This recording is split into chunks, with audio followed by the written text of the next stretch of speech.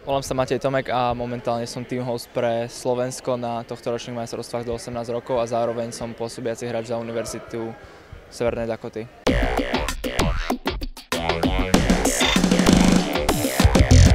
Univerzita vlastně získala titul, stala se vítězem už po 8 asi, jestli to říkám správně. Tak jaká byla sezóna a taky oslavy potom? Sezóna bola úspešná, z tímového pohľadu sme hrali výborný hokej celú sezónu a sme šťastní, že sa po 16 rokov podarilo získať titul a doviezť ho domov. Si těch zápasů moc neodchytal, kolik to bylo konkrétně? Celkovo som neodchytal prakticky žiadny zápas kvôli tomu, že som mal pred sezónou operáciu a po dlhšej rekonvalescencii sme mali už stabilnú jednotku a tréner sa rozhodol dávať príležitosť jemu. Jak se vůbec dostal tady do státu a konkrétně na tuhle univerzitu? Minulý rok som pôsobil v North American Hockey League v Topeke a tréner Hextall, momentálne pôsobiaci za Philadelphia Flyers, ma rekrutoval sem, pretože prakticky on bol vtedy hlavný tréner tu v Severnej Dakote, takže mal som možnosť vybrať si z iných ponúk a som rád, že som skončil tu. Teďka vlastně jsi takovou sezonu prodloužil vlastně tím, že děláš tým hosta Slovákům, ale přišel si asi z části o ty oslavy. Mrzí tě to hodně?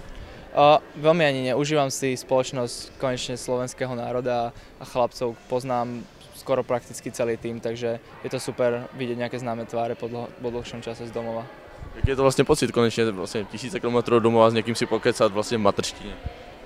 Musím povedať, už som začal zabúdať môj vlastný národný jazyk trošku, už niekedy sa zakoktám a mám s tým menšie problémy, takže bolo to určite príjemné.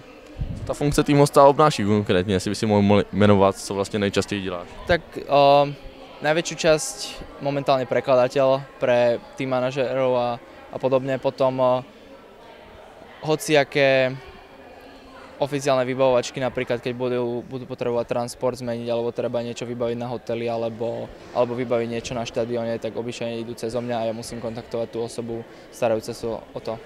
Když jsi něco řekl o atmosféře, která doprovází domácí zápasy, my jsme slyšeli, že tady je prostě prakticky každý zápas vyprodáno. To môžem potvrdiť, každý zápas sme mali túto sezónu vypredané, je to neuveriteľné, že na univerzitný hokej sa príde pozrieť 12 000 ľudí a dodáva to našemu týmu veľa sebavedomia počas zápasu. Spousta lidí říká, že finále je taková komorní atmosféra, že je tam prostě spousta diváků, ale moc se nefandí. Jak je to tady na univerzitním hokeji? Máme študentskú sekciu, počas celého zápasu prakticky aj hrá živá skupina, takže myslím, že to tej atmosfére dodáva veľmi dobrý dojem. A kde tady přebýváš, kde bydlíš? Bývam na internáte 5 minút od štadióna. Je tam všechno, co potřebuješ? Prakticky áno, a čo nie, tak máme tu na štadióne zabezpečené, takže som spokojný. Co po hokejové stránce, zázemí a takhle? Myslím si, že som na lepšom mieste ešte nebola. Je arena a náš komfort v šatni a tak ďalej je porovnateľný s niektorými kabinami NHL. Chalanov poznávajú skoro všetkých prakticky, takže je to, keď sa prechádzame po kampuse, tak niekto na teba zamáva alebo zakričí, že ako sa máš a pozdravia, ale ako nie je to, že by ma sledovali domov alebo niečo také. Je to skrátka pekné. Určite áno, určite je to hokejové mesto. Lidi poznávají třeba holky, letí na tebe, nebo jako, že už jenom tím, že je člověk z týmu, tak je jako střem pozornost? Ešte som si nevšimol, ale myslím si, že samozrejme to určite podá nejaký vyšší level, ale nie je to podstatné samozrejme. Vy jste 3 brankáři v týmu, jak to vypadá? Oni jsou starší než ty, nebo mladší, jak je to složené? V týme sme 3 brankári, ja som najmladší.